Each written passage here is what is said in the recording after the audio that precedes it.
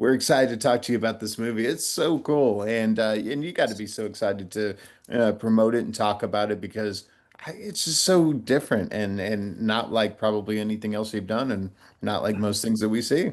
No, absolutely. And I'm always like, the best experience is when you really love the people that made the film and you're just excited to talk about your friends and proud of them. So and because I think that the movie has a really worthwhile philosophy and perspective. So that always makes promoting it and talking about it just a lot more pleasurable.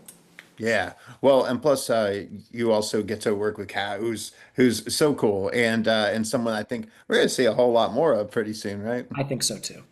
Yeah. Yeah, Kat's a very special performer, and they're just a like really brilliant and lovely human being. So I'm very lucky to know them and call them a friend and be able to be a scene partner with them. I can't say enough good things about Kat. Yeah. And so when you get a script like this, how far did you get where you're like, I gotta do this? Um, I think pretty soon. Justin doesn't show up until maybe like 10 pages into it, or Mhm. but there you can always tell when something's written well. I usually know if I like a script by the second or third page. And I usually feel that way about movies. I don't, I think most of us probably, if you watch enough films, see the opening frame of a movie and either go like, okay, or like, oh no. And sometimes you're wrong. I've seen films where like I wasn't sure, and then 10 minutes and I was like, oh no, I really like this. But usually, I you know how you feel right off the bat. And scripts are the same way. Yeah. How they open, how they read, how the characters speak.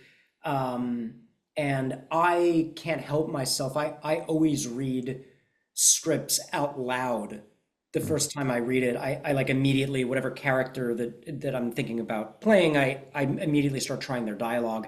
And if I can just say it sort of on first blush without really trying to figure out the rhythm, that's always a really good sign because it feels kind of intuitive. And Mhm. Adam writes like that, where it's just very easy to say his dialogue. It just feels like real conversation. Yeah. Was there a particular moment on the set that stood out to you where you're just looking around going, "That's so cool. This is my life. This is what I get to do." Yeah, any of the stuff that we shot, just the desert at night is so beautiful. Mhm. And so any of the times that we were shooting stuff at night, I think actually, yeah, there was, and I wasn't even in this scene, but the time that I remember having that thought was I think I was done, but I was just hanging out with Josh Shader, one of the producers, became a friend, just hanging with him and chatting, and we were shooting the scene where McCabe has a little encounter with a meth pipe, and then Mhm. runs off into the distance. So I was just watching him do that, and it's the middle of the night and the stars are out, and he's running through the brush screaming and pulling his clothes off. And I was just like, this is great. I really enjoy my life. This is fantastic. Yeah. Well, and what's cool is that, people look at cool little films like this and they look at what you're doing and think, see, that's what I want to do. But it's a really hard business. But what kind of advice would you give actors that want to follow in your footsteps? Oh, that if you love it, then just keep trying to do it because if it's in you, it'll always be in you. So you have to nurture it. Um, and I think that the main advice I would give is that film is about community. It's about just a bunch of people coming together and plying their brilliance at their trade. So if you want to get into acting, if like just don't wait for people. I know it's hard to do things without money, but I guarantee you have people in your community in your life that will make a short film with you, that will put up a little play with you, that you have more talented people than you realize. And you don't need to wait for the industry or the business to sort of give you the tools. You can cobble shit together by yourself. So, before you, I guess, despair that you're the only one you know that wants to do this, talk to your friends and talk to the community you have. I guarantee you'll find a couple people to collaborate with. Yeah, I love that. Well, my co-host is Drew Pearson, one of our great Dallas Cowboys, caught the Hail Mary, went in the Hall of Fame. Oh, And cool. we love to ask people their Hail Mary moment, the moment in your life or career where you just had to go for it and it worked out for you. What do you suppose that was for you so far? Oh man, I don't know. Yeah, I guess I a feel few, like right? that about most things because you kind of always you always have to hopefully every moment on set feels like a Hail Mary because you're just like, well, I don't know if I'll catch this. I think every time I've stepped out on stage, sort of double that because we don't have the benefit of a second take I think there have been times where there have been times where I've done stunts or I'm unfortunately not going to be able to be like crazy specific, but there have been times where whether it's, a very long scene that had to go this. I shot something recently that I wrote that we were shooting on film and we were I basically I it involved doing a stabbing someone but having to hide the move because we couldn't actually stab the person but we hadn't planned it out to the extent that we should have. So basically, we had one shot to get it right, and it was like, I'm just going to try it like this. And it wound up working out really perfectly. But there are moments like that in every film and every show. Like you're always this far away from everything falling apart forever. So I feel like that constantly, every day. Yeah, Uh, yeah, Someone throwing absolutely. footballs at me. Yeah. So what is it that you keep in mind that kind of keeps you on the right path always? Um, I think that I just that this is always what I'd rather be doing. So I think that the to continue with the football metaphor, like as grueling as playing football I imagine would be and how much suffering that involves, and even when you're at the highest level, like as successful as you can be, you still have large men trying to kill you. And so like there's never a moment where you're not in danger or suffering. But for me, it's always been that the alternative is just so much worse. I'm so much happier having footballs thrown at me Mhm. that always sort of keeps me on the path because it's the path where I feel most myself and I'm the happiest. Oh, I love that. Well, this movie is so special, and I think people get something different out of it, depending on, what they've been through or who they know or what they believe. So, what are you hoping that people will talk about and discuss and think about?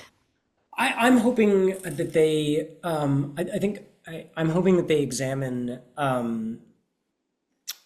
not just their perceptions of people, but I think more more the story that led people to the place that they're at when you meet them. Um, and that everyone that you might bump into has a very long life before they found you. And ended up in the place that they're at for some endless sequence of reasons. And that had you started at the place they started at, you'd probably find yourself in a similar place. Mhm. So doesn't mean you have to like everyone or agree with them, but that most people, not everybody, some people suck, but most people deserve a tremendous amount of empathy.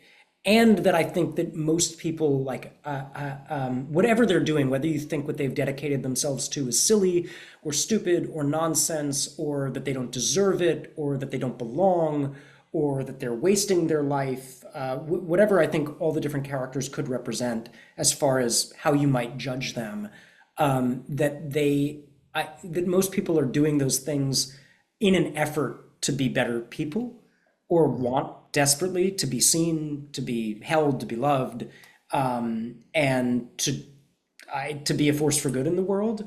So just to try and keep that in mind, even if the thing that the person does or believes in you think is really silly. Yeah, that's beautifully said. Well, so now are you a big alien believer after all this, or were you? I'm not. Well, Yeah. again, I think I think it makes sense that, given an infinite universe or potentially infinite universe, that there would be uh, there's certainly other life forms, and odds are some life forms that have a measure of sentience that matches ours. Clearly, we have a lot of animals on the planet that have a great deal of sentience and consciousness. So it makes sense that there would be something out there.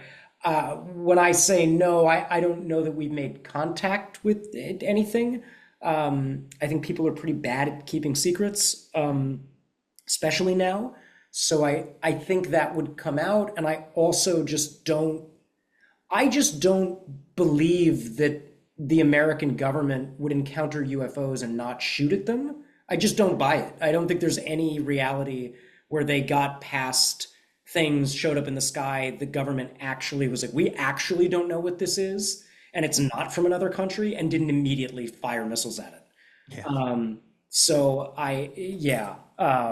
Nor do I think that there would be any extraterrestrials that would visit this planet and not have an understanding that they're going to be shot at, Yeah. and wouldn't plan accordingly. Because that Yeah. tends to be how we deal with things we haven't met before, That's true. you That know? is true. I love it. Well, after this, I cannot wait to see what we're going to see you in next. What do you have coming up for us? Next thing that will be coming out is a film called Sheepwell, which I'm really excited about. Director Kim Kasaido, who's just a really brilliant filmmaker, and I think she's going to do a lot of really, really cool things. And then I don't have a release date for that yet, but that's the next thing I have coming out, Yeah. which I think it'll be a really good piece. Well, good. Well, for now, we're going to tell everyone to check this one out. It's Yes, fantastic, please. and there's a lot to talk about here. So I really enjoyed talking to you about it, Thanks. and I look forward to talking to you again soon. Yeah, please. Take care. Wonderful. Thank you so much. All right, bye bye.